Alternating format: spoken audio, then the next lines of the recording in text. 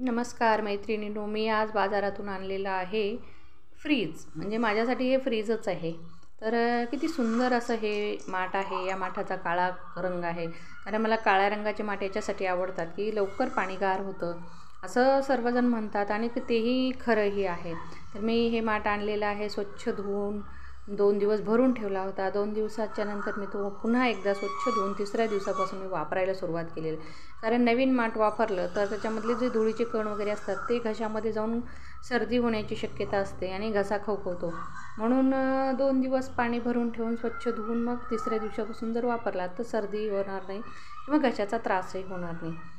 आणि हे वापरायला सुरू केलेले आहे. अगदी खूप गार असं पाणी होते आणि फ्रीजची उणीव भरून काढते. आणि कसं आहे की फ्रीज असलं तरी माठातलंच पाणी पिलेलं छान असते. माठातलं पाणी कसं म्हणजे आल्हाददायक असं असतं, थंडगार असते आणि चवीला पण छान असतं. तर तुम्हाला कसं वाटलं माझा फ्रीज? माझ्या चॅनलवर जर नवीन असाल तर सबस्क्राईब करायला विसरू